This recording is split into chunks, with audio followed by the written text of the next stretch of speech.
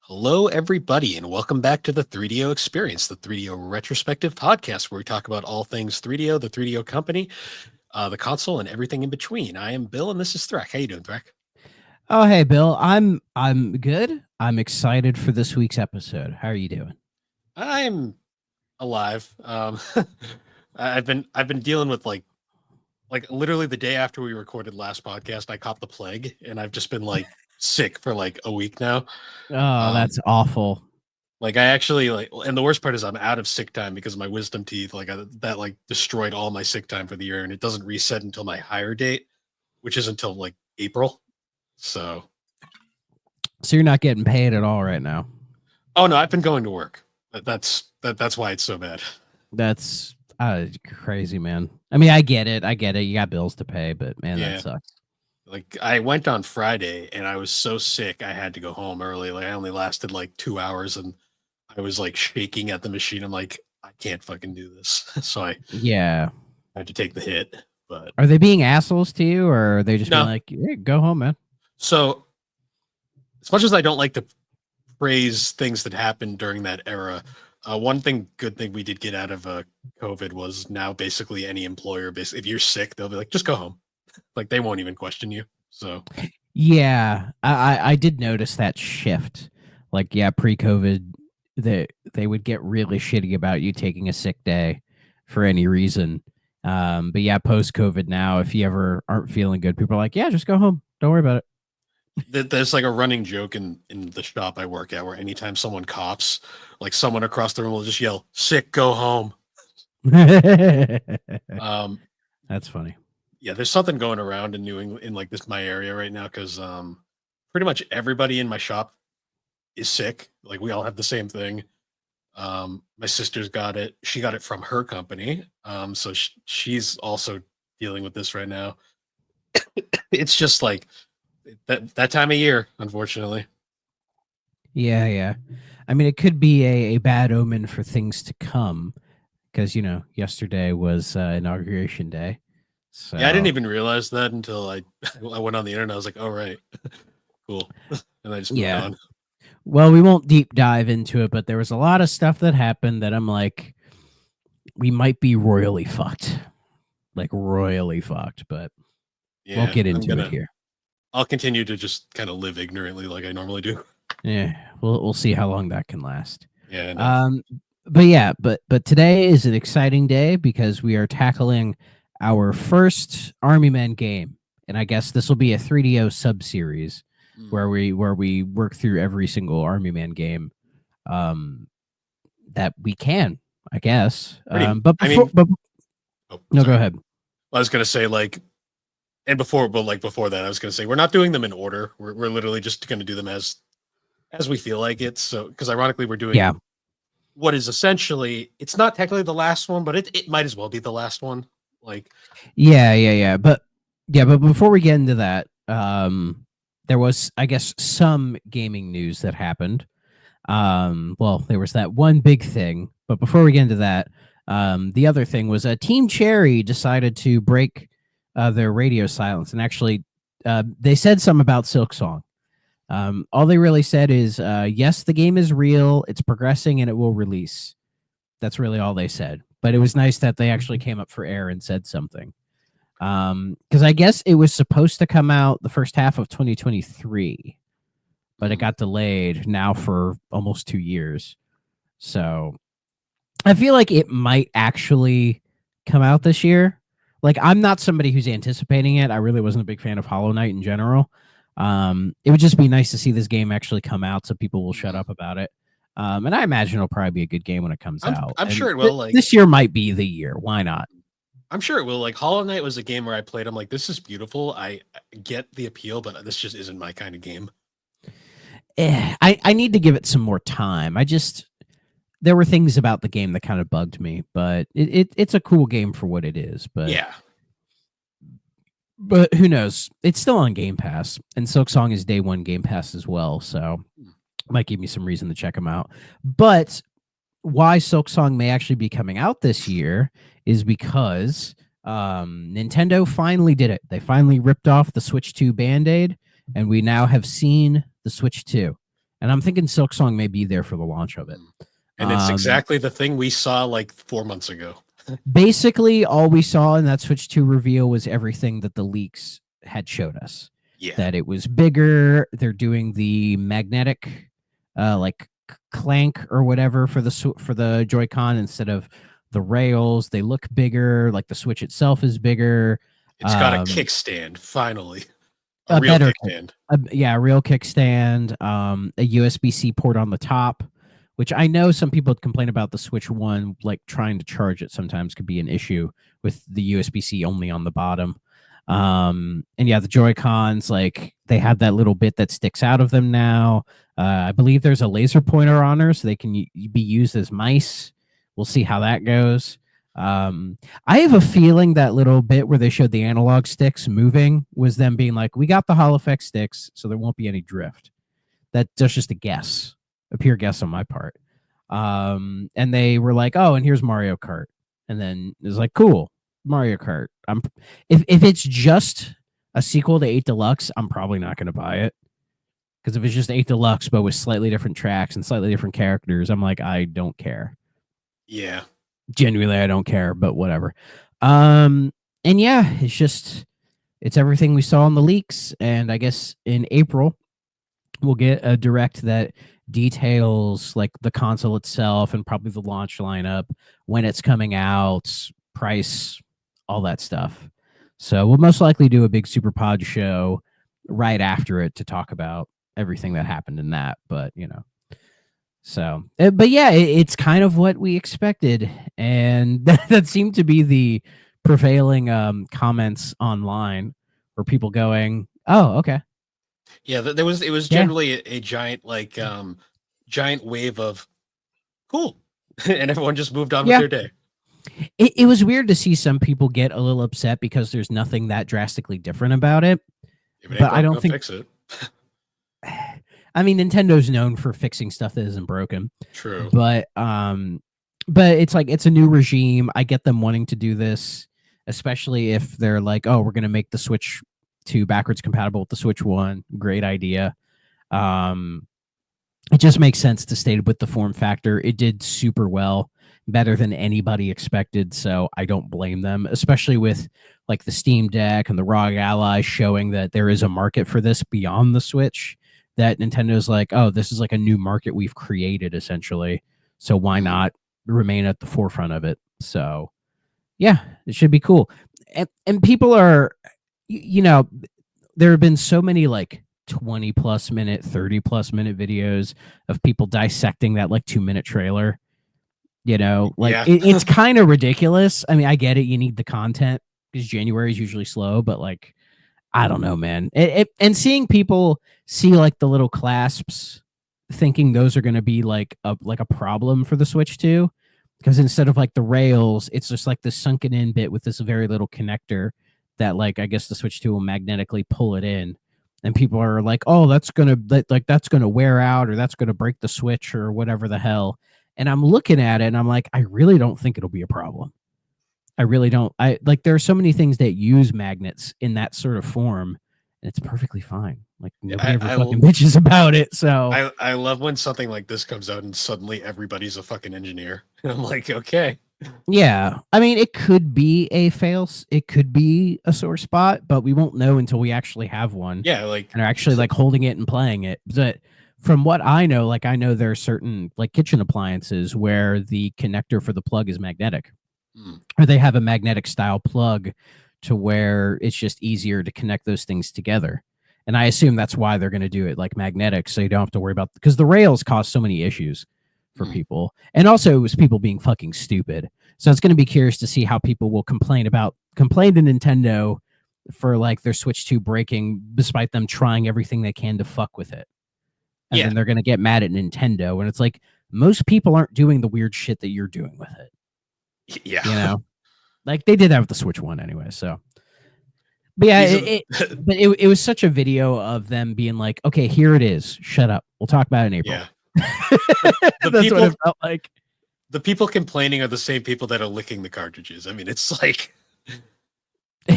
I still do to be like, do they still do put the coating on them? They still do. Well, yeah, I mean, it's a good idea. It makes it makes perfect sense. And then I'm like, Yeah, it's just I do remember when the Switch came out, that was some people were like, oh, if you lick the cartridge, it has like a weird taste to it.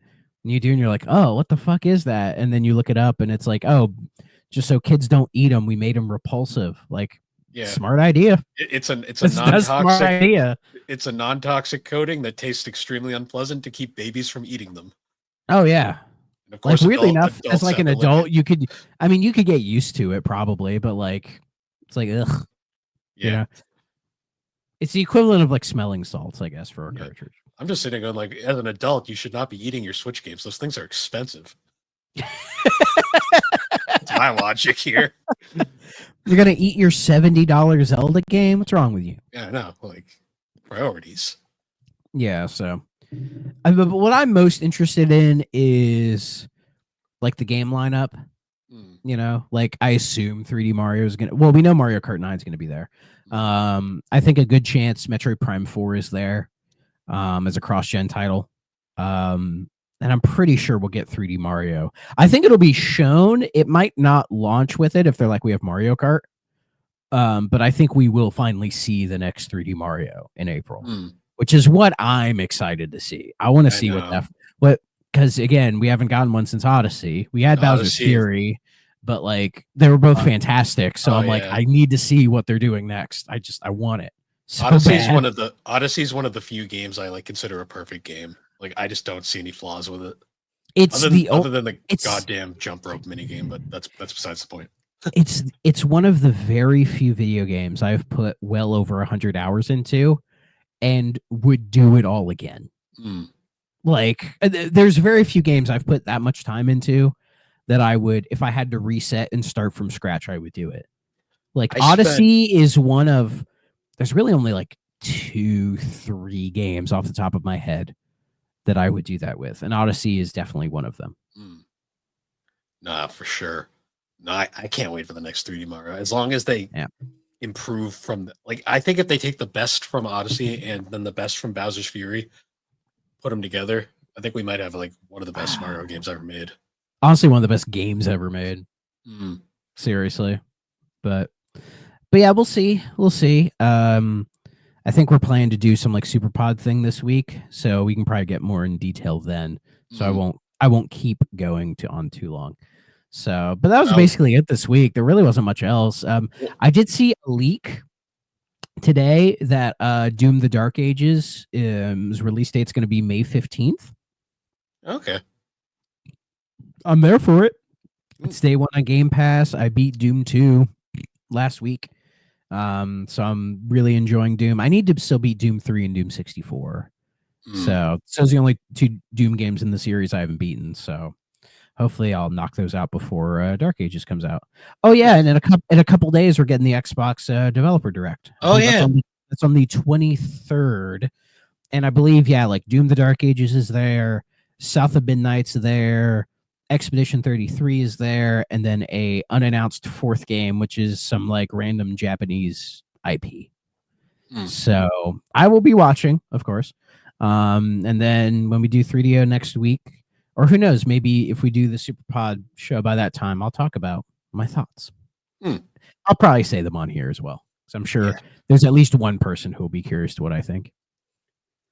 There was one other gaming thing I saw. It's not really news, it's more just a curiosity. Amazon finally canceled all of the Mighty Number 9 3DS pre-orders. Oh, it's about time. I was amazed they were still going. Like, my guess is they completely forgot, and then somebody at work was probably bored and scrolling through stuff and saw that was still like an option, and they're like, wait a minute. Is that and they probably checked. They're like, is that still a thing? And they look, they're like, no, let's just get rid of it. It's funny too because they had canceled the Vita pre-orders like years ago. Like that was already like way long gone, but the 3DS one just kind of persisted there for a while. Yeah, my guess is they probably just forgot. That's happened in the past with some games because I know back when Metal Gear Rising was quietly canceled in the background because my mom had pre-ordered that for me for Christmas, and then it just kind of disappeared. And then they never took the pre-order down. And then when it got changed into Revengeance, it ended up shipping, and like it showed up one day, and she was like, "Oh right, I ordered this." That's awesome, isn't it? It's just funny how like you can pre-order one thing, and then they'll just kind of change it to the thing it becomes, and then it just shows up, and you're like, "Oh right." I mean, that's very nice rather Hmm. than just like be like, oh, you didn't necessarily pre-order this one, so it doesn't count, Yeah, which would be bullshit. So that's nice of them. especially because Konami did technically cancel that game. Yeah, yeah. I weirdly enough, I remember when Rising was first announced, and it was it wasn't. It was what, like Metal Gear Solid Rising or something stupid, It was and it was Metal Gear Solid Rising, and it was a mid-quill that took place after 2 but before 4, and it explained how Raiden ended up the way he was in 4. yeah, Then like they how he turned the gray fox. Basically, I remember when that first got announced because if you listen to the new novel console.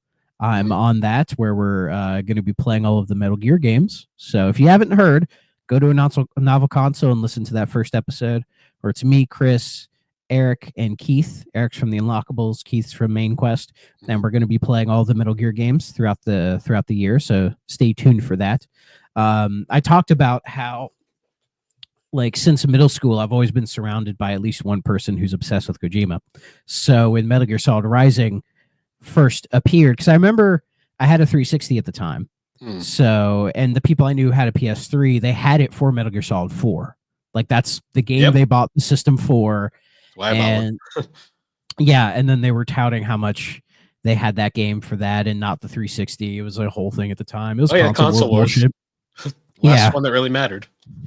Yeah, and it's still to this day, it's the only Metal Gear Solid game I don't have immediate access to. Yeah, either through just owning it officially or being able to emulate it.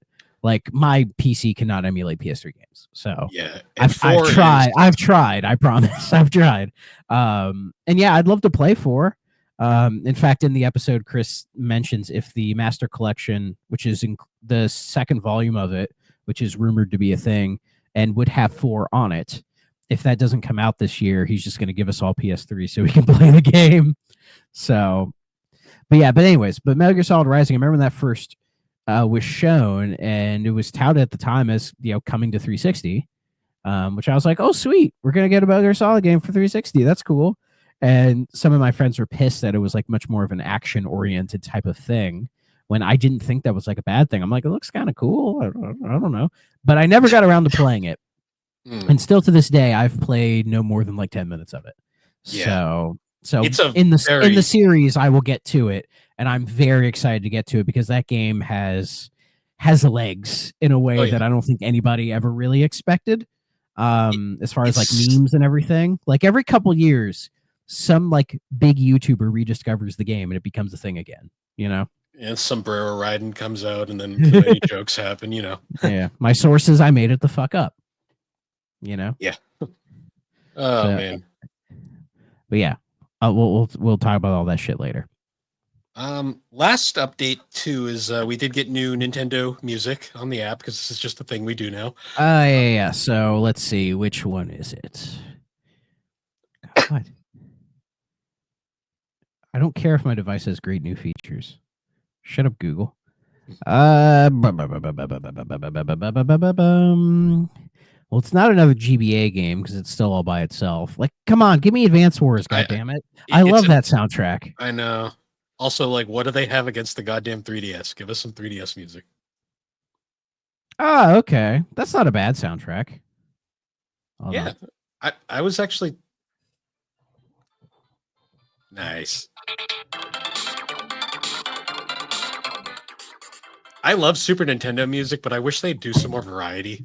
I hope we don't get DMCA'd. I'm sorry. But yeah, it's Super Mario Kart for the Super Nintendo. My least favorite Mario Kart, but a pretty damn good soundtrack. Yeah, it's weird. Like, that game, for the time, it was probably cool. I still prefer F-Zero. Yeah, oh yeah. it hasn't aged well. I think Super Circuit's better, which some people think is blasphemous to say, but I still prefer playing Super Circuit. Super Circuit's not great either, but I would rather play it than Super Mario Kart. Super Circuit was made by Intelligent Systems. I still find that weird. They need something to do, I guess, between all Yeah. their Fire Emblems and all their Paper Marios and whatever the hell they were doing. Advance Wars, maybe. I don't know. Oh yeah, they're always very busy. I mean that's cool, yeah, but I don't know. Super Mario Kart just it never clicked with me. Some people have said you need to play it on the original hardware to get it, I guess, but No, I found it slow and boring. I don't know. It's just like you can tell it's the first game in a series like that, you know, like racing games or sports games or whatever. Like usually the earlier entries aren't always the best because they're still kind of fine tuning it and figuring out what works and what doesn't work.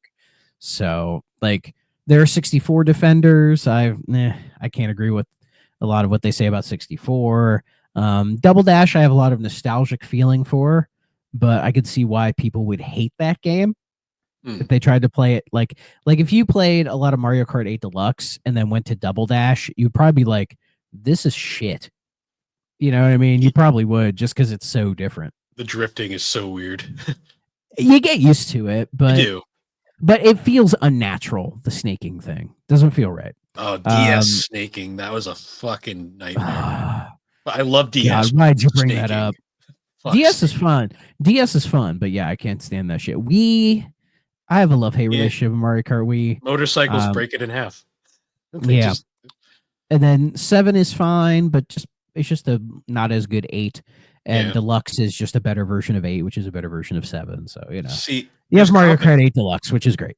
The thing that Mario Kart has now is like there's competition. Like we got Crash Team Racing Nitro Fueled. Love that game. And the Sonic Racers. Like Sonic Transformed is still an amazing racer. Oh yeah. Like that's the thing. Just about any other kart racer these days I would play over Mario Kart 8. I mean, I haven't played like that Garfield kart racer or whatever, but at least I would play that over Mario Kart 8 because it's something different. Yeah. Literally, that's the only reason. Because I have Mario Kart 8 Deluxe. I can always play it whenever I want. But it's like that Crash Nitro Kart is fucking cool. So, I mean, Sony gave up on it like most things they did, but they had Mod Nation Racers for a while, and that was a fun fucking series. Didn't they make a Little Big Planet kart racer? Yeah, it was the same dev. They just made it Little Big Planet instead, and it was very unremarkable. Call me if Sumo Digital ever makes a Mario Kart. Then we're talking. Because shout out to Exit Tony. We were chatting the other day, and he told me that Outrun 2006 Coast to Coast, the PC version got an unofficial fan mod. Oh. And that it cleaned up a lot of things and made it more playable for modern hardware. And he went ahead and just like emailed me his copy. And so I've played it, and it is fucking that might be my favorite racing game of all time. That is a good game. It's perfect. So good. But we're not here to talk about Outrun. Let's finally get to our first game in the Army Men sub-series. You probably saw it peeking in Bill's corner. Army Men, Sarge's War. This game is... What a clean copy, by the way. I'm surprised at how well it looks, you know? You know, I'm assuming it's mostly because of the fact that, other than mine has like sticky residue on it because fucking GameStop. I'm assuming this game wasn't played much by whoever bought it. I will say though, OG Xbox cases are pretty good. They are like solid. These are like nice and solid. You see them damaged here and there, but not that often. Like more than the GameCube, because the GameCube cases are incredible, but not as much as say the PS2 cases, which those are like just even the official ones are kind of pieces of shit. The original early ones are nice, pretty good. Yeah. Then they cheaped out by the end because everything got super cheap by the end. Exactly. So, but yeah, a nice clean copy. Yeah, probably wasn't played much, but it's a game that if you are in our age demographic, you have seen this cover before. At least you saw this on a shelf, at least. Yes, either in a Walmart, in a Target, in a Kmart, in a KB Toys, in a Toys R Us, or a rental store, or even a used video game shop. You can go to a used video game shop anywhere near you go into the PS2, Xbox, GameCube section. You will find one copy of this game. Yeah. I could almost guarantee it. I would bet money the probably $5 I spent on this game. Yeah. So interestingly enough, this is like I like to split the 3DO into like 3 eras. Obviously, we're mostly covering the console era, like they're arguably the most interesting era of 3DO. Then there's the third party era, which is we've dabbled in a bit. We covered Battle Tanks. That was a game from that era. And then this is what I like to call the bankruptcy era, where 3DO was dead. Like this is the first game after 3DO kicked the bucket. Yeah, though it was originally developed by them. Yes, this game is very weird. It was so most sources say it was developed by a studio called Tactical Development, which everything I've read about, there's no information on this company. Moby Games flat out just says 3DO made it. I mean, to be fair, it probably was mostly made by 3DO. So Yeah. I think the story goes, they were working on this game when they had to file bankruptcy. And then I think it was Global Star Software that I think most people associate this series with, like just went ahead and bought the IP and bought the rights. And then, I guess either shipped it to this tactical development team, or maybe they just renamed the dev team because like maybe 3DO had finished it and they just like Global Star went in and cleaned it up a little bit and then just threw like a random name on it so that 3DO isn't associated with it potentially. So, from what I read, and this is going off of like a number of unverified sources that was just kind of like hearsay, Tactical Development is just Global Star, but they didn't want to put their name on it for some reason. Yeah. The story I read was development started at 3DO, like before 3DO went under. Well, 3DO was going under, but right before they filed for bankruptcy. After they went into bankruptcy and liquidation, Global Star picked up basically the unfinished code for this, and then they basically finished it at as little amount of effort and budget as possible. So about the same amount of effort 3DO put into it. Yeah, and it shows. It actually, we'll get into it because I have things to say about this game, but yeah, it's unknown how much work Global Star actually put into it. All that we've been informed is they finished it and shipped it. Yeah. And that's the thing. It's a game that when you play it, it doesn't come off as like unfinished or like half baked or anything. No, like it feels like, at least, which by the way, I'm judging it based on like this series of games. It feels like it was probably done and ready to go. But there are some bits where it's like certain levels and like certain assets feel a little too repeated, which might have been, say, Global Star going in and maybe be just adding in some extra stuff just to kind of try to smooth it out and maybe give it some consistency, potentially. But it feels like the main core of the game, was what 3DO had wanted to do, because I believe this is the third in the Sarge's Heroes sub-series of the Army Men that most people associate the series with. Yeah. So it is the third in the Sarge's Heroes sub-series. It's also the final game in the whole Sarge storyline, which included obviously the Sarge's Heroes games. The Air Attack games were also part of that. I think Green Rogue was technically involved, and Portal Runner were all part of this. Your favorite game, Portal Runner. That game is such a weird. I can't wait till we cover that because we'll get to it. We'll get to it. Green Rogue isn't specified as part of the Sarge's Heroes thing, but I feel like you can probably throw it in there if you want. It fits more than the World War series, which was based off of 3D and was more inspired by the original Army Men games. Yeah, that I agree with. They don't feel the same compared to the Sarge's Heroes stuff. RTS is its own thing. Though RTS is technically in the Sarge timeline because it is using those characters. True. It's weird debatably where it sits, but it's kind of like its own. It floats in a little like bubble on that timeline where it just can be wherever. I would throw it in the Sarge's Heroes because it's specifically using those characters in its story. Yeah, yeah. Because Sarge technically appears in both series, but like the Sarge in the original series is a lot less interesting. Yeah, well, it's not using just Sarge; it's using like other characters from like the Yep. Sarge's, like the whole Sarge's Heroes gang is in RTS. Yes. Yes. So that's why I consider it a part of that. Like it feels like it's trying to be a Sarge's Hero, like trying to take the Sarge's Heroes like characters and lore and combined it with, say, more of the strategy style gameplay of the original Army Men's. Trying to find like a middle ground. But we can get to that when we actually get to RTS. Also, another interesting thing about Sarge's War, it was released for PC, excuse me, Xbox, GameCube, and PS2. But PS2, there is a bit of an asterisk there. I initially didn't think this game came out on PS2. It did, only in Europe. That is weird. Yeah, because I associate this game with the GameCube. Because growing up, when I used to rent GameCube games at the rental store, I always saw this guy. I always saw him. And I think for a while I did have the GameCube copy of this, and I played a level or two and got bored of it. But when we decided to do this series, I was like, let me see if I can find Sarge's Heroes for the Xbox, since I have an Xbox now. And it was very easy to find. And honestly, it kind of fits with the Xbox aesthetic. Oh, yeah. Maybe because the green, obviously. But, you know, there's something about this cover and sort of the weirdness of this game that fits the OG Xbox's mentality. You know what I mean? It just kind of feels like an OG Xbox game.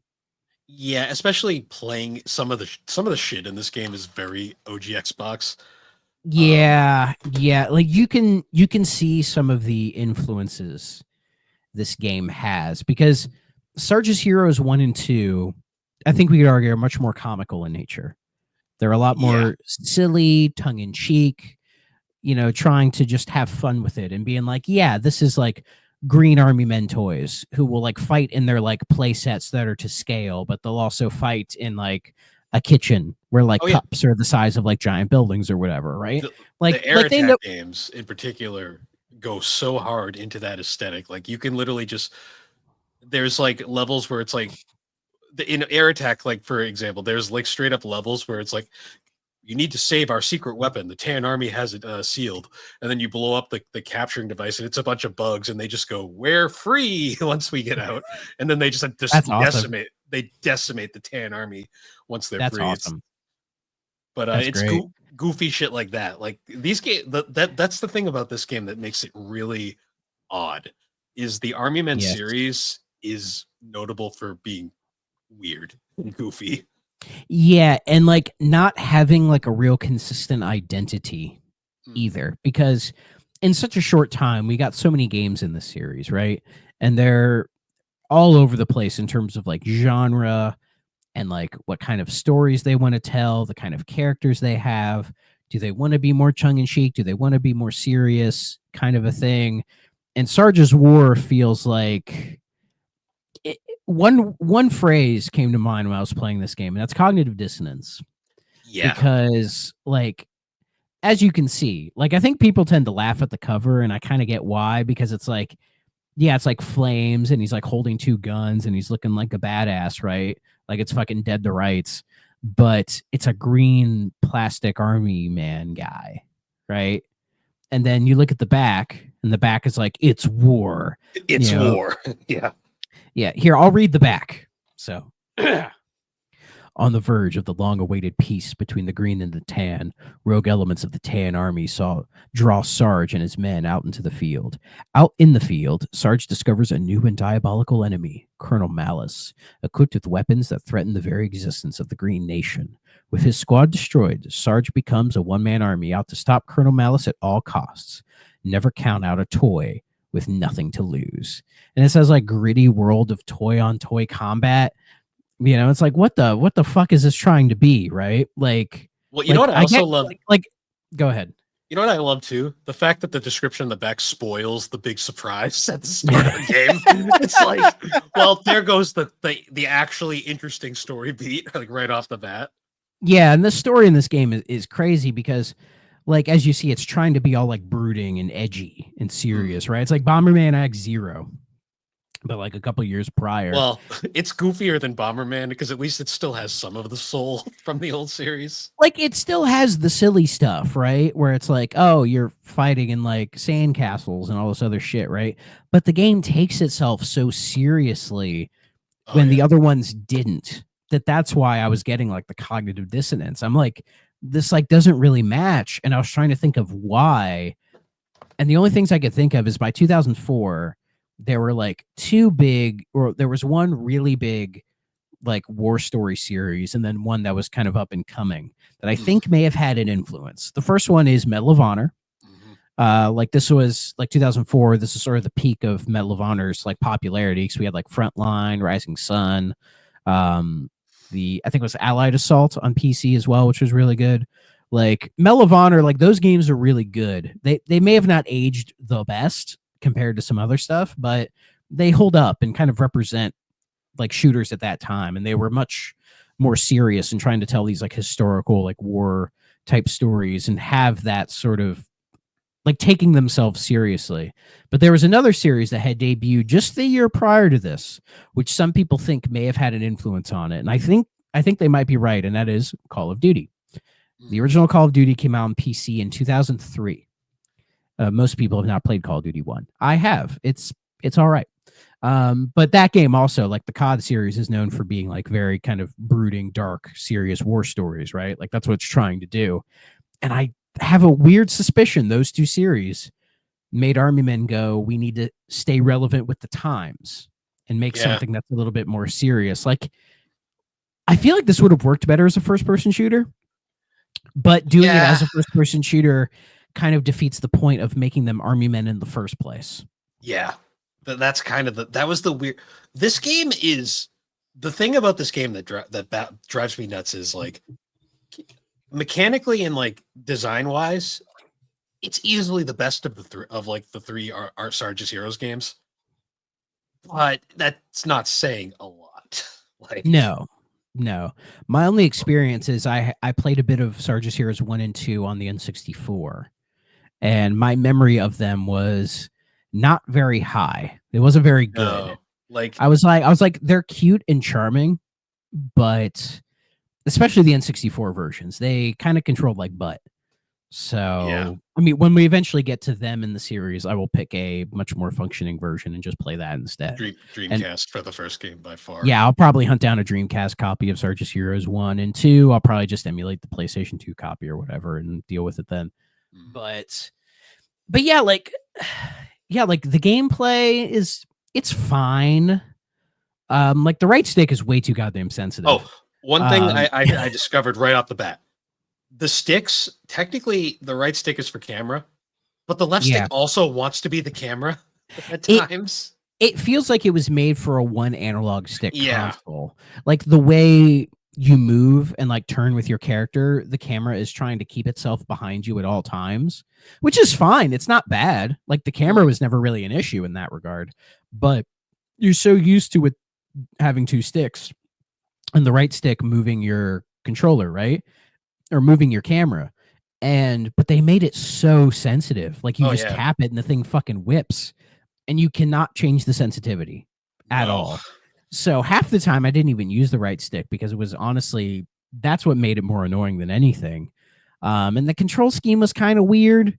You know, maybe it's just I'm used to how like modern shooters control, but like A to shoot and then X to reload was weird. Like that was an odd choice. For me, it was defaulted at B to reload. But I swapped it. There was an control scheme where you could swap X and B, and I did. And that made the game way more playable. And like Y being jump and like L to like auto lock, but then R is like a weird first person aim. The control scheme is just very like weird and wacky because wait a minute. I meant you had it right. I have Nintendo brain, so I thought my buttons were reversed. I just then it would have been Y. It would have been Y then. Or no, it would have been A, because B is on the bottom and A is on the right. So it was, for me, it was B to fire and then X to... See, it was X was to jump, B was to fire, and then it originally had A as like your reload, and then X is like your crouch or whatever. But I I forgot. flipped those because I'm so used Yeah. to B being or A like being crouch. You know, Yeah. like I'm used to like the bottom button being jump, the right button being crouch, the left one being reload, and then like the other one just like switch your weapons or whatever, right? Yeah. When I But started that's it, just how like modern first person shooters go. yeah. When I started it, it was B was fire and then X was reload. I'm like, that's no. That's gotta be But changed. thankfully they let you swap them. They do. So this was the era where you couldn't change every button to be what you wanted it to be, but they would have various presets to try Yeah. to accommodate for certain things. Which honestly I kind of like the presets. Because it's less work to be in like, oh, what I want everything to be. But yeah, like the control scheme, I don't know, it just felt kind of weird. Even though outside of that, I think Sarge's movement speed was fine, his jumps were fine. Yeah. I thought he The, was a the little gunplay was trash. I think we can Oh, say that. So Like, Sarge, I thought he was a little twitchy, but everything else about him was fine. Yeah. The gunplay. Want to talk about the lock on? That it sure locks onto things. It's just not what you want it to lock onto. that lock on, like it's the only way to like actually aim at things, but also like Sarge can't shoot for shit because you'll lock onto an enemy and then you'll hold the fire button and you'll see the bullets like spray everywhere, and it's like, dude, hit the fucking target. Like I just played and beat Tomb Raider Legend today. Mhm. And that's a really fun game, and it's the same kind of thing where you lock on with that, and then Lara will shoot her double pistols and half the bullets miss, and it's like, what the fuck are you doing, right? But both games have the one thing, and that is if you get the shotgun, you can just run up on people and blast them. Oh, yeah. And that was the most fun I had playing Sarge's War, was when I had the shotgun and then I would just run up on people and like just jump and like shoot them while I'm jumping. Like that was the most, because it reminded me of Doom, because Doom is like, it's most fun when you have the shotgun blasting shit. And this has that, which is super fun. See, with the rifle, I had just given up on the lock on because I'm like, oh, let's lock on. Oh, you're gonna lock onto the wall. Okay.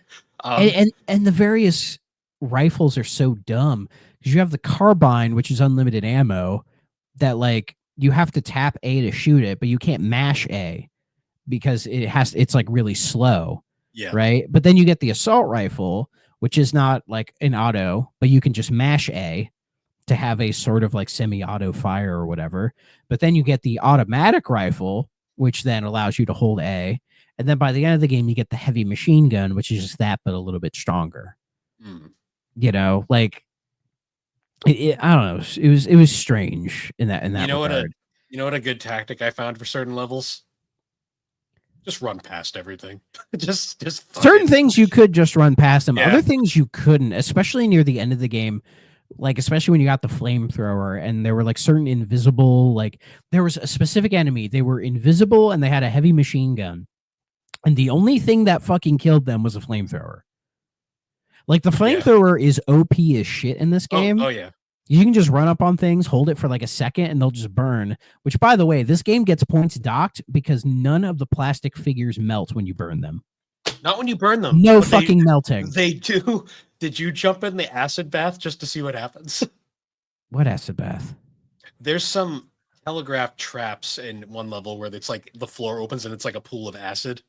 Oh yeah, it's in the when you're in the mines and you have to like blow up the. Yeah, I never jumped in those. Oh, you didn't? I jumped in. I was like, what happens? And Sarge fucking melts like to death, and it's like, what the then fuck? Why can't they melt when you burn them? Because make any sense? Because Gold Star didn't care. Like that's and 3DO didn't care apparently either. Or they didn't get to it like, yet. Like that was a big dock point for me, you know. But, you know what a notable like aesthetic thing is? This is the only Army Men game where the weapons are metal.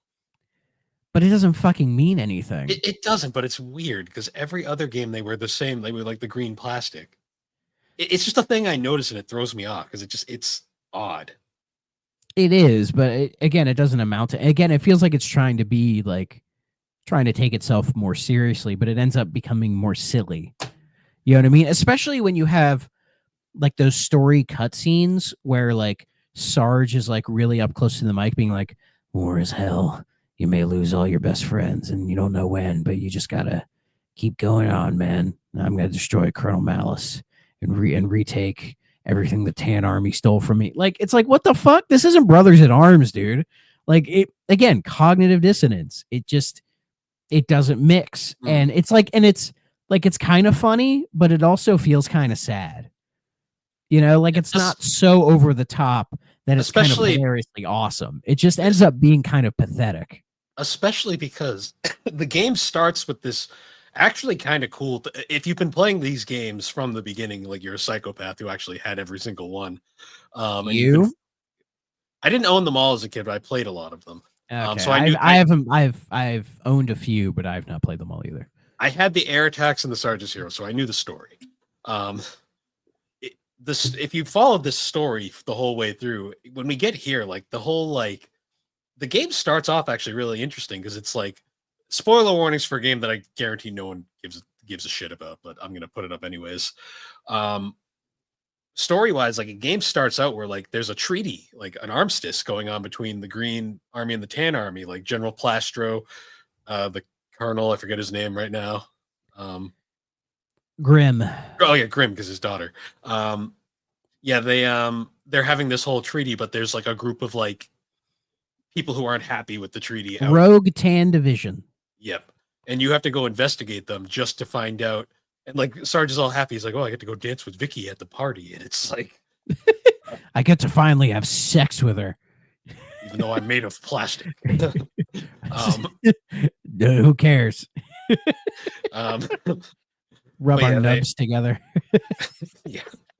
I don't think it's I'm not even gonna go too deep into that. Talk about a portal runner, eh? Well, I won't go there. But yeah, he finds out that oh no, the armistice there's actually a bomb secretly there, and it's a trap. Which is a trap. They blow up General Plastro as well, which is crazy. But like the bomb, like legit kills everybody. Everybody's fucking dead. Yeah, every character that you cared about in those previous games because they were fun. Like the characters were all likable, despite the games being kind of shit.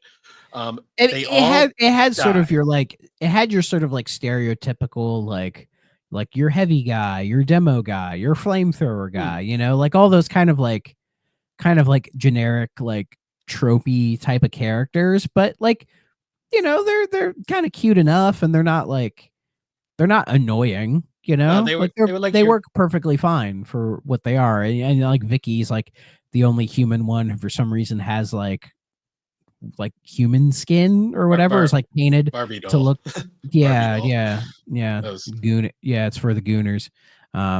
This game contains no woke content.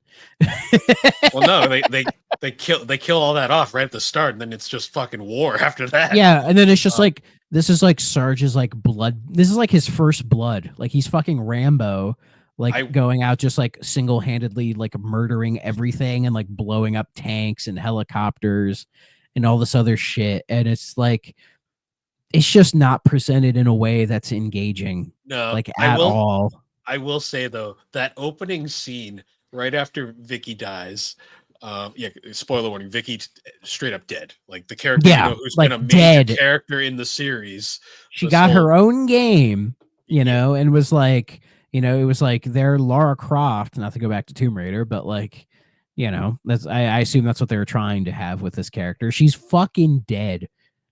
And it's like the lamest dying love confession too, where it's like jeez, could the acting be any more like dramatic and half-assed? Oh god, Days of Our Lives, man. I kind of loved it at the same time. I was like, this is fucking amazing. See, that's the only bit that's like good. The rest of the story bits are just awful. Like especially the ending when you fight Colonel Malice and beat him. It is such a nothing ending. That you can tell by that point it had moved to Global Star, and they just kind of like, let's just finish it, get it out the door. Like there's no satisfying conclusion to the story at all. I will say though, like that scene where right when Vicky dies is actually a bit like heartwarming and like kind of sad. And then Sarge goes on his fucking roid rage, fucking like, I'm Rambo. And I'm just like, and there goes all seriousness right out the window. It's like in that, which Star Trek, I think it was Into Darkness, when they do the whole Star Trek 2 thing, but instead it's Kirk who dies and Spock who like goes on like this weird like manic phase and just starts punching Khan in the face. It's that level of like, what the fuck are we doing here, guys? Like Yeah. what led us to this moment, you know? And it was really sad too, because like we go through the rest of the game, it's just Sarge the rest of the game. Yeah. But there's like one random flashback that to an event that none of the previous games ever mentioned. It was just a thing that happened, and there's like this one soldier that gets named, and then they all die. And the second I saw that, like, spoiler warning for the end of the game, but like I was like, that's Malice. Like that's Malice right there. Yeah. I was Yeah. like, it's so obvious. Why would they bring up this one random guy and that has no previous connection to anything and then be like, oh, he died? Surely that means nothing. Exactly. It's just I don't know, man. Like, and like, you know, control wise, this is definitely the era where third person shooters had not been figured out yet. Because by this No. point, like first person shooters were basically figured out. Because like Halo was already a thing, and so most FPSs were just kind of doing that, right? And then We like Call of hadn't, Duty, and then Call of Duty 4 kind of solidified it in a few years. But with third person shooters, we didn't have our like Resident Evil 4 wasn't a thing yet. yeah. Gears of War wasn't a thing yet. So we didn't have those things that sort of defined what third person shooters would be. Or even there's that one game that it came out for Xbox, PS2, and GameCube, and is considered like a forerunner for what third person shooters would become. Yeah, it was called Kill Switch.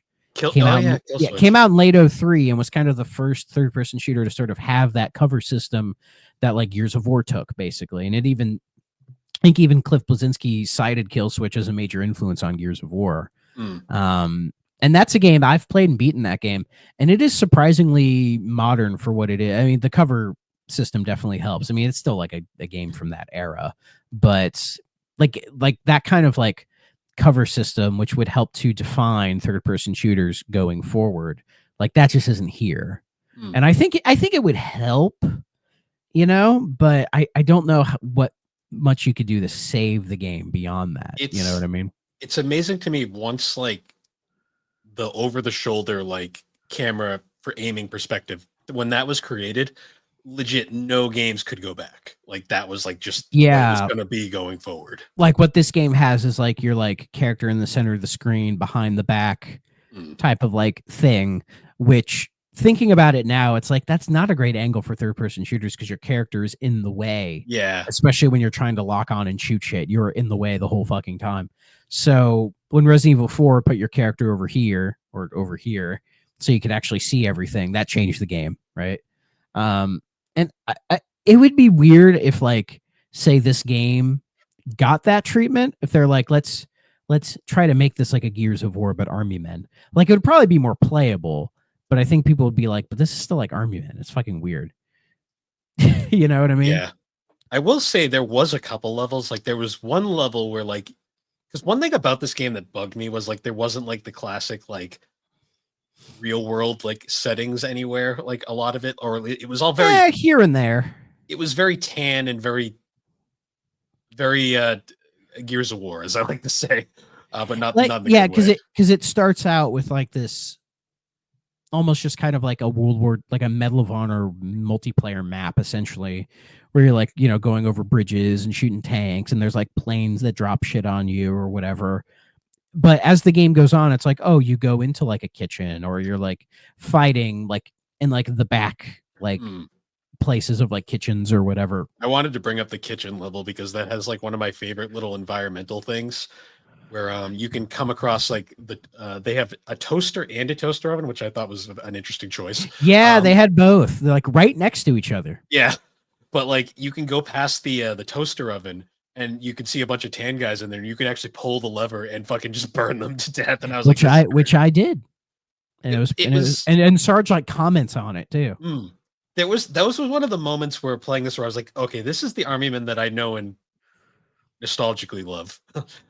Yeah, like it has those moments where it feels like the older Sarge's Heroes and more of what people associate with the Army Men series. But like again, it's still, I'm like, this is supposed to be like a serious story, and we're still doing these like weird jokey bits. Like I just but they're done with like a little bit more grit. Like I don't know, man. It just doesn't work, you know, especially like when the gameplay is so half baked, and the game's fairly short. I think it took me like 6 hours to beat it.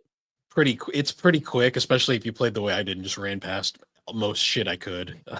Yeah, certain things you cannot run past, because as like the game goes on, when you start getting like armor, like the enemies can just mow your health down. Like the first half of the game, I don't think I died once. No, the first half is pathetically easy. And then the second half, they just start like giving you all these crazy difficult enemies that like you have to run up with like a flamethrower to burn them. Or it'll put you in situations where it's like, oh, you have to blow up this helicopter, but you can't peek around corners or find a good hiding spot to shoot it because it'll just shoot you back. So you just kind of have to perfectly line it up and just mash your bazooka and just pray to God that you have more health than the helicopter does, which is bad game design. You can tell because we needed that cover system. You know, like say when like a Ghost Recon Advanced Warfighter does that shit, it's like they tell you to like, oh, go hide behind that crate and then pop out and like, you know, blow it up, which makes more sense, you know. You can tell by the end clearly that you can see the spots where the game wasn't finished, and Gold Star just kind of Global Star just kind of hazardly threw it together. Yeah, especially because the ending feels pretty rushed, and that like the story, it feels like it just shrinks as it goes. Because like it starts out and it has quite a bit of story and lore, but as the game progresses, you will go from like level to level or scene to scene, and like nothing really happens. You know, it's just Sarge being like, oh, I gotta go do this thing, I gotta go do that thing, or whatever. And very rarely you'll get a story cutscene, you know, where it's like they feel obligated to throw one in real quick. So you just don't get, so it's like he beats Malice and then that's it. Or I think it's Malice, like, and then like the whole go ahead. The whole reveal is like he beats Malice, and then it's like he takes his, because Malice has this really dumb Terminator like mask or whatever on, and he pulls off the mask, and it's like surprise green face. So like what? Yeah, and then I believe it's implied that the characters that were dead at the start of the game were only just like clones, because I think it was this rogue Tan division grabbed like molds so they could just make their own armies. And so it was implied that like they made clones of like Vicky and all these other people and then killed them. It's like, but why would you make clones when you could just kill the real ones? And why would you kill clones to have Sarge go on this crazy bloodthirsty rampage only for his friends to be fine? And it's like, oh, we could have spared ourselves. Yeah, you know what I mean? Like, it doesn't make any sense. No, it doesn't at all. And it ends on such a weird I honestly, like the ending was lame. It feels like it feels like it was meant to have a sequel, and it never did. Or there was supposed to be like some sort of like, there was supposed to be maybe something more. Like maybe like Malice wasn't actually the end, and then there was like something after, and it just never got finished. I think it was 3DO was like maybe hoping that Sarge's War and like the Sarge's Hero series would become the Army Men series, and they could sort of coast on making these games every like 1 to 2 years, like keeping up the story and slightly improving the gameplay, kind of a thing. I think that's what they were kind of hoping to do, and it just wasn't going to happen. No. So Sarge's War kind of ends this on like, I guess a cliffhanger, but like nobody cares enough to like go like, oh, what happens next? Because the games that follow it don't follow this game at all, because it was, I think there's what, like 2, maybe 3 Army Men games after this, and then it's been dead ever since. There's 2 quote unquote official games. Because there's Major Malfunction, and then there's Toys of Misfortune or something, or Soldiers of Misfortune. Yeah, Soldiers of Misfortune.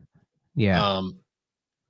Yeah, it's interesting because this game, I refer to this game as like 3DO's very sad swan song. Yeah, I think that's fair, because the games past this don't involve them at all. No. But we'll talk about them anyways.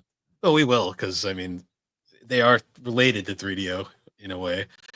One thing I did want to bring up, because I found it very fascinating, was like this game did play with the whole fact that they were plastic soldiers at certain points. Like when Sarge takes damage, like just chunks of him will fly off. That was cool. I liked that. That was a nice little touch. And then to Did you heal ever when did you you ever would get like his hit head blowing off. yeah, the head fly off and you just run around without a head for a bit? That happened to me once. But I liked how to like regain your health when you would like kill tan people, you get like those little bits of plastic. Mm-hmm. And it's like, and I just like the idea of Sarge just taking them and just like shoving them into his like empty crevices, and You somehow know, they turn green. yeah. You know, one interesting thing I found that I was like, this actually kind of makes sense when you think about it. If you headshot tan soldiers, it doesn't kill them. It just causes them to start shooting randomly because they Yeah. have heads. And I was like, Yeah. that I is like that. clever. Like, that is Yeah. a clever There's idea. there's little touches in there that are kind of nice, you know? And like, and the overall gameplay is very average, but you know, it's Yeah. beatable. I beat it in one sitting. You know, the funniest part was when I finished the game, my reaction was like, that wasn't the worst. Like, I was just kind of Yeah. like, I was expecting a lot worse, and I finished. I'm like, that wasn't. I've played worse. I didn't get a dumpster fire. I didn't get like an amazingly bad game. I just got a very average game. It was like it was weird because I'm like because when I was playing, I'm like, this is better technically than the previous two Sarge's games, but at the same time, it's not. It's not as memorable. No, not at all. I think that the best way I could describe this game is like if you found it at a at like a retro store for $5. Sure. Like, it's not gonna kill you. It's Basically, yeah. yeah. When I finished it, I said to myself that was the most 5 out of 10 game I've ever played in my entire life. Yeah. Well, right down the middle, you know, if I had to lean towards it being like a 5.5 or 4.5, I would lean to the 5.5. But not like this game ain't a 6. Can't do that. But like it's very average, incredibly average. And it like the idea that 3DO thought this would like help keep them going is kind of sad, honestly, I because mean, it's not the quality of game that it needed to be. they were desperate. You can very much tell that they were clearly in their dying days. Yeah, And let's just copy what the hot shooters are doing, and maybe that'll work. When it's like the Army Men name had already been kind of soiled at that point. oh yeah, because there have been so many games that came out in such a short period of time that nobody fucking cared. It just became all way too much. It's really sad too because like when I finished this game, my whole thought was like, I'm like, that was an Army Men game, all right. Which is ironic because it's actually better than some of the other ones in the series, but that's besides. Yeah, probably what we'll do when we finish all of these Army Men games is we might do like a separate tier list for all of them, so that we can be like, we've played them all. Let's see where they all rank against each other. So it'll be curious to see where this one sits amongst all of the others, because this is the only one I've beaten. But of the ones I've played, it's probably in the upper. It's probably in the good half, but it's not like the best one. Yeah, like of the ones I've played, there's a clear number one. But we'll get same for me. The way I always kind of put it is like this one is on the better side, but like the gap from it to like say like Air Attack is like it's a big gap. Like it's not even close. Yeah. Like it's bad when one of the better games in the series is like just a 5. Yeah. Out of 10. Well, you know, honestly, when I go through this series and think about it, there's only probably legitimately maybe like 3 games that I'd consider legitimately good. 3 or 4. Depends on your opinions. Yeah, and this one is not that legitimately good. This is like, if you're saying this one is good, you're scraping the bottom of the barrel. This one to me is good for Army Men standards, which aren't for Army Men standards, yes. But it's probably, my guess is, we'll find out later, but I'd say this is probably the bottom tier of the good games. Yeah. Like, this is probably the lowest game in the series I would kind of recommend. I kind of recommend it, but it's not a very strong one. Yeah, it's basically like if somebody was like, "Oh, I'm curious, is this to this game?" I'd be like, "Here's my copy. Go play it. Let me know what you think. Don't spend money on it. Just let me know." Yeah, because I'm never playing this guy again. I might for a laugh just to watch that opening part, and then I won't finish it. The opening is great. I do love the opening still. The It's opening so is bad. kind of amazing, but it goes downhill right after that. So I guess must play okay, stay away. I'm gonna excuse me. I'm dying. I'm going to say Sarge is going to avenge your death. exactly. I'm gonna say I'm not gonna say stay away because I don't think it's like we've played much worse on this show. I'm Oh gonna say yeah, I'm gonna say this is a hard okay. Like yeah. This is it's like the most okay of all of them. this is like a straight down the middle, like middle of the road. Like it's not good, but it's not offensively bad. It's just it exists. Yeah, it's a straight up 50.0%. Yeah. No decimal. There's no decimal. It is just as 50% as it could get, which I know in gaming review logic, that means it's bad. But Yeah. no, it's like the most painfully average thing ever. I will say reception Because a wise. six is somewhat good. You know what I mean? And this game is not somewhat good. It has somewhat good moments, but not enough to make it a somewhat good game. Yeah. Like reception wise isn't very so the Wikipedia page is hilarious for this game because it literally has nothing about the gameplay and it's just It literally has a just nice deep plot synopsis though. it does, which was very interesting to me. Like they Some random fucker wrote that. You know, some guy who's like or way into the series wrote that. or they stole it from the Army Men wiki and just copy pasted it over here. There's an Army Men wiki. Why am I not surprised? There's a wiki for everything. Also, there's Yeah. like no like citations here, references like for anything in the story. So There is. Oh no, There's yeah, one for there's the Eurogamer review. that's okay. I see it now. I missed it. But yeah, Yeah. reception wise, it was generally rated as average or below average. Yeah, and that sounds about correct. I think I saw one because I like to watch other people's like thoughts on these games before we play them, just for context. And like I saw one review that was like it was clearly a guy who was doing the whole bit of all Army Men games are trash because he was just dumping on every aspect of it. But excuse me, he did make a pretty funny point that it's like it's amazing that 3DO could make an N64 game in 2004. And I was kind of like, yeah, he's not too wrong. It has an N64 quality to it. I does. can agree with that. It's like a slightly prettier N64 game in terms of graphics, like because the Xbox ain't doing much here. I'll tell you that. Yeah. Oh, here's a interesting quote from the Army Men wiki on the Sarge's War page. It's under reception. It says fans of Sarge's Heroes are divided on whether or not Sarge's War is canon or not, citing the change in voice actors, the darker tone, the metallized weapons, and the continuity issues it has if it were to be in the same universe as Sarge's Heroes. Some do consider it the canonical ending to the series, but others say RTS is the true finale. The idea that there's online debates about that really gives me maybe a little bit of hope. I don't know. That we can still enjoy bullshit. I mean, we know how it ends. At least everything else is more positive. Yeah. I mean, everything after this is laughable, but we don't have to talk about that because it's a different universe. So, but we will anyways. Anyways. We'll cover. I actually have to get a copy of Soldiers of Misfortune. I don't actually own one.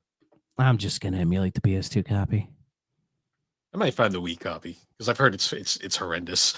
I mean, I've seen the Wii copy in stores, and every time I look at it, I go, "That's not the Army Men I'm thinking of." And then you're it is. And then I go check, and I'm like, "Oh no, why?"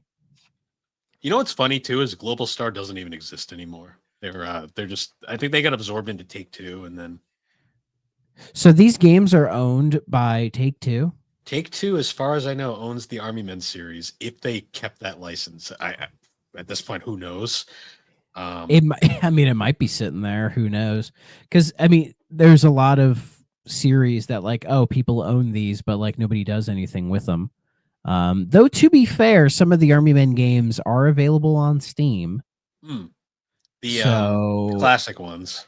yeah, but my guess is whoever has that probably has all of them, right? Probably just owns the IP. Most likely. And 2K does show up. Like if you go to any of the Army Men games on Steam and look at the trailers, it shows 2K as like the publisher. Yeah, so they probably held on to it just to. Yeah, so they probably own have- all of them, and they should have put Sarge's War on Steam. Give me some achievements. Give me those Chivos.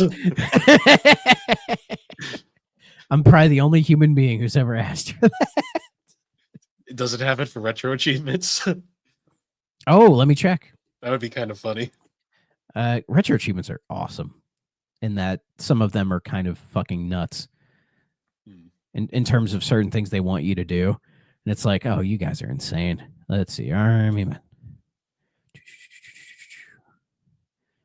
Come on, load faster, damn it. Damn you. There we go.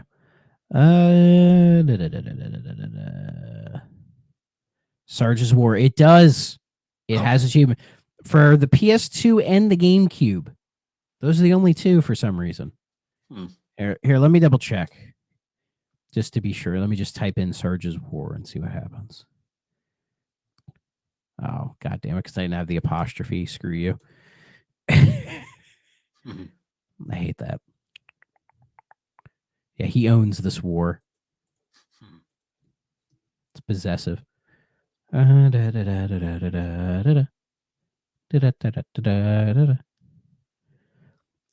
just GameCube and PS2 for some goddamn reason. I'm assuming they're still the same. Or wait, let me see. Oh, there are no achievements. Then why did it come up as it has achievements, but there aren't any? Oh, god damn it! Well, that's just sad. Oh, maybe it's not playable on the Xbox emulator. Oh, maybe. Yet. I could check the compatibility. Let's check. Army Men. Oh, it's listed as playable. Here's one fun little fact about this game. Here's an engine that'll bring back memories from your childhood. This game runs off renderware. Fucking renderware, baby. When I saw that logo, I went, "Yeah, it's that era." Love it. Renderware. Every game fucking ran off that back in the day. Yeah, it was the Unreal of its day. And then it got to I think one game used it for like PS3 and 360, and they were like, "Yeah, this engine ain't shit anymore." I thought it was used for more than just one game from that. It was like one or two. There was like because THQ I think owned it. Why the fuck does EA owns it for some reason? Oh, maybe EA. That's what I'm thinking. I'm like, why the fuck does EA own renderware? It was probably cheap. They were like, "Fuck yeah." It. I don't know, maybe my dumbass brain, whenever I hear renderware, my brain wants to say underwear and go, ha ha. I just remember it because it was always SpongeBob Battle for Bikini Bottom. It would pop right up. Yep. It was the licensed game engine, like the Fairly Odd Parents game, like all the Nickelodeon Cartoon Network games ran on renderware. Sonic Heroes did because. No, yes, it does. Yes, it does. Because Sega's custom game engine didn't work on PS2 and Sony threw a hissy fit. And that's why the game runs like shit on PS2. Oh god, yes it does. Sonic Heroes. But yeah, that's Army Men Sarge's War. That's our first game in the Army Men series. How many Army Men games are there? A lot. Hold on. Let me there is. I have the full list somewhere. Where is it? Let's see, 1, 2, 3, 4, 5, 6, 7, 8, 9, 10, 11, 12, 13, 14, 15, 16, 17, 18, 19, 20, 21, 22. If you're 20, not counting those like mobile games. Yeah. So there's a handful. Yeah. And we're going to do them all. God damn it. We sure are. Speaking of that, I got to buy Toys in Space on Steam because I forgot that I don't own that one. Yeah. I do look forward to the real-time tactics ones for sure, because those are the ones you can get on Steam. And I'm curious to how those games are really. So they had to have been good enough to spawn a series. So yeah, Because yeah, the only Army Men games that are available um on Steam are, I believe, the first 3 real-time tactics ones and RTS. Hmm. Those are the only ones. Like Sarge's Heroes, the Air Attacks, none of those are on there. Tragically, but thankfully those are easy enough to emulate. Oh yeah. Most of these games I'm gonna emulate. So That being said, though, what should we play next? well, I should probably return to the console. Yeah.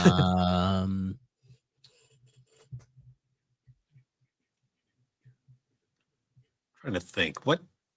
Oh, Oh yeah, let me just look at the list. oh, you know what?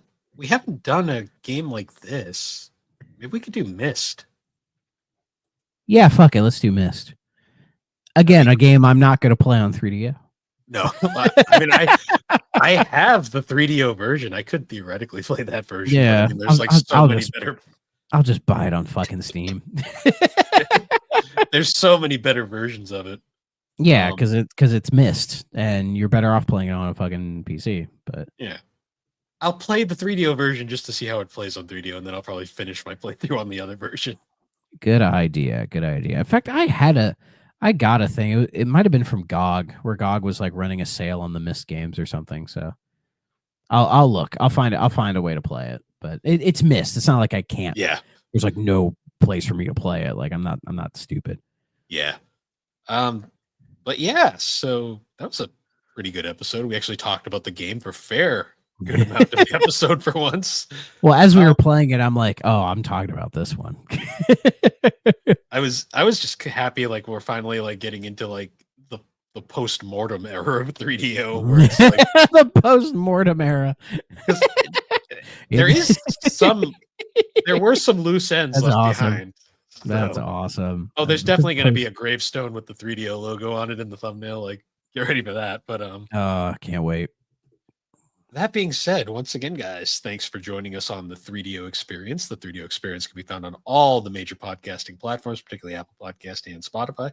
And be sure to check us out over on the Superpod Network.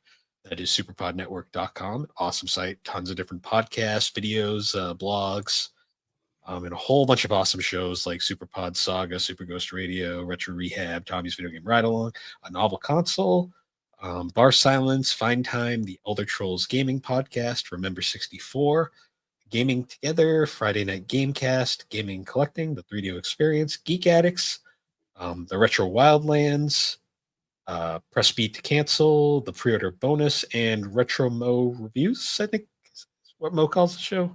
I think so, just Retro Mo. So, and as I said at the top of the show, make sure to listen to the newest Novel Console, where it's the beginning of, I believe it's called The Solid Boys. So it's me, Chris, Eric from the Unlockables podcast, and Keith from the Main Quest podcast. We're going to be playing the entire Metal Gear series. So I think we're going to do like one game a month. Nice. So in February, we will be reviewing Metal Gear 1 for the MSX. So stay tuned for that. I'm gonna start playing that either this week or next week. Are you guys gonna do Snake's Revenge? No. Oh man, Snake's Revenge is so stupid, but I kind of love it. I've never played it. I might play it just to check it out, because probably when I finish Metal Gear 1 on MSX, I might play the NES version, because I had the NES version in the episode I talked about. Like, I had that in my NES collection. I played a good chunk of it. I never got super far, though. So I might play the MSX and the NES and like compare them. So. Yeah, and I guess another shout out, check out the most recent episode of Gaming Together. I was on there with Nave and Philip, and we talked about an MMO called Brighter Shores.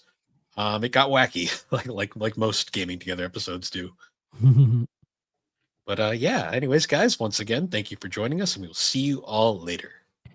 Bye-bye.